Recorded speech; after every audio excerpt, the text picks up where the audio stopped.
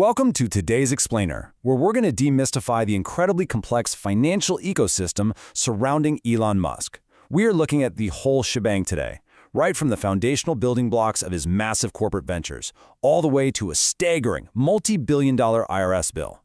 Whether you're deeply invested in the weeds of corporate governance or you're just fascinated by the mechanics of extreme wealth, we're going to break down the sources and show you exactly how these financial gears actually turn. Let's kick things off with a slightly mind-bending question to anchor our analysis.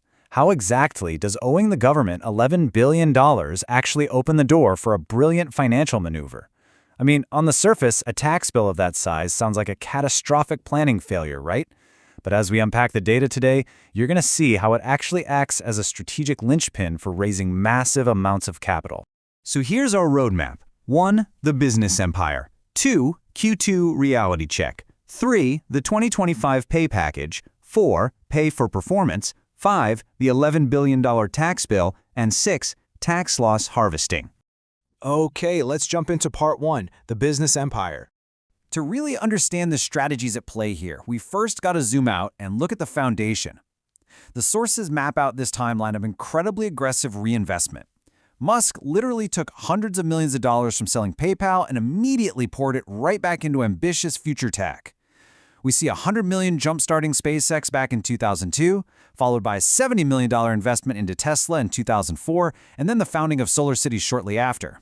This basically created a multi-billion-dollar empire spanning electric vehicles, solar energy, and space exploration, all driving toward massive, paradigm-shifting goals, like taking humans to Mars.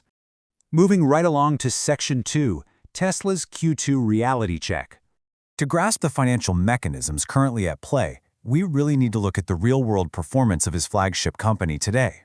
We need a reality check on Tesla. And what's super interesting here is the sheer delta between expectations and reality. Tesla absolutely stunned Wall Street in the second quarter. While analysts had estimated deliveries would sit around 408,000 units, Tesla crushed those expectations, delivering over 480,000 vehicles globally. That single quarter effectively ended 2 solid years of annual delivery declines. This brilliantly illustrates how a company can pivot around some pretty major obstacles. Critics were warning that losing the U.S. federal EV tax credits would just totally tank Tesla's demand. But instead, the data shows 4 key drivers swooped in to offset that loss. We're talking rising gas prices, making EVs look a lot more attractive, a surge in full self-driving software adoption, a really strategic pricing shift for the lower-cost Model 3 and Y, and a robust broad market recovery in Europe. But as our sources indicate, this real-world financial success is running parallel to some very sobering news. The company is actively navigating the first known fatal crash involving a Tesla Semi out in Nevada. And simultaneously, in a highly publicized Texas crash, vehicle data confirmed that the driver manually overrode the full self-driving system, pressing the accelerator to 100%. It is a very stark reminder of the massive physical and legal stakes attached to the products that are driving this entire financial empire. Which brings us to Section 3, the 2025 pay package. Now, keeping that real-world scale and those high stakes in mind, let's zoom in on how corporate governance actually compensates the CEO of an empire like this. Just let this number sink in for a second. $8.5 trillion. That is the ultimate market capitalization goal mapped out in the 2025 CEO performance proposal. To put that into perspective, if they actually achieve it, it would represent $7.5 trillion in incremental value creation for investors right from the company's current valuation. It is just an astronomical target. And institutional investors are definitely weighing in heavily on this. Take the State Board of Administration of Florida, for example.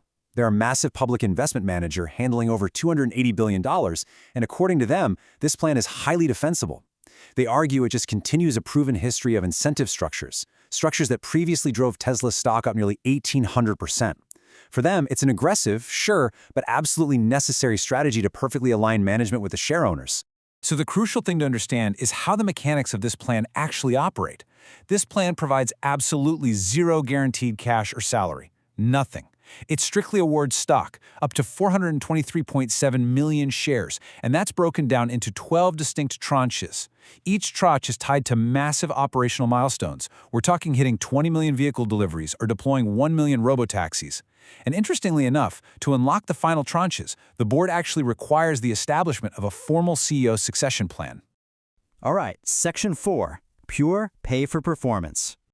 Of course, an award granting potentially hundreds of millions of shares is going to generate incredibly polarizing viewpoints across both the financial and political spectrums. As our sources document, there's a very sharp divide in how this is interpreted. We're not taking sides here, we're just looking at the arguments impartially. Critics frequently frame this mega pay package through an ESG lens, calling it corporate excess, a massive driver of inequality, or even a moral hazard. On the flip side, institutional fiduciaries like the SBA argue that it's the absolute purest form of pay for performance. Their stance is that the dilution of shares is strictly tied to value creation, meaning the CEO only gets paid if the shareholders win massively first. Plus, there are some pretty strict safeguards built directly into the proposal.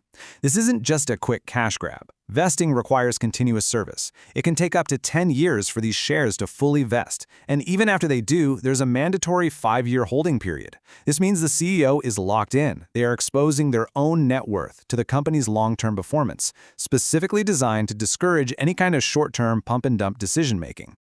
Let's move on to Section 5, the $11 billion tax bill. But what actually happens when one of these historical performance plans pays out? Well, that brings us to the inevitable reality of taxes and the specific mechanics of a massive IRS bill. Let's wind the clock back to 2021 and look at the math from a previous payout. Musk exercised options he earned way back in his 2012 pay package, purchasing roughly 26 million shares. Now, because of his options, his price was a mere $6.24 per share, but the fair market value at the exact time he exercised them, that was sitting at a staggering $1,000 per share. And look, the IRS doesn't just ignore that kind of incredible discount. Because these were compensatory stock options, the IRS views that $993 difference per share not as a capital gain, but as ordinary income. Literally just like your standard salary paycheck. When you multiply that massive per-share difference across 26 million shares, it results in an astronomical $11 billion income tax bill. Finally, Section 6, tax loss harvesting explained. At the time, a ton of commentators and news agencies called this a massive tax mistake for waiting so long to exercise the options while the stock price was climbing. But this is exactly where we uncovered that hidden, strategic financial advantage through a concept called tax loss harvesting. In simple terms, this is a perfectly legal mechanism within the tax code that lets taxpayers use their recognized financial losses as a sort of coupon against their future taxes on capital gains. Basically, if you lose money selling one asset, you can use that loss to cancel out the taxes on the profits from selling another one. Okay, here's how this actually played out for Musk in practice. Step 1, because he already paid income tax on the shares at that $1,000 valuation, the IRS sets his basis, his official purchase price for tax purposes, at $1,000. Step 2, the stock dips and he ends up selling shares at $880. Step 3, he legally recognizes a $120 per share loss. By doing this across millions of shares, Step 4 shows he pulled a massive $1.7 billion capital loss on paper.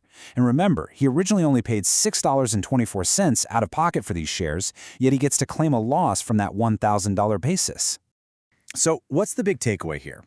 Leverage. These banked losses transform into incredible leverage. These pooled losses allow him to sell other capital assets completely tax-free down the line. According to the legal analysis in our sources, this raised vital capital for subsequent ventures, like the massive Twitter buyout.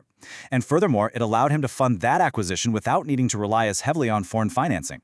The sources specifically note things like Qatar's sovereign wealth fund, pointing out their poor track record regarding free speech. It essentially turns a massive tax burden into highly liquid tax-free capital. And honestly, that just brilliantly illustrates the sheer complexity of this whole ecosystem. It really leaves us with a fascinating thought to close on today. As corporate governance continues to push for unprecedented multi-trillion-dollar goals, how will the intersection of these mega awards and brilliant, perfectly legal tax strategies continue to redefine the very mechanics of extreme wealth in the future? Thank you so much for joining me on this deep dive today.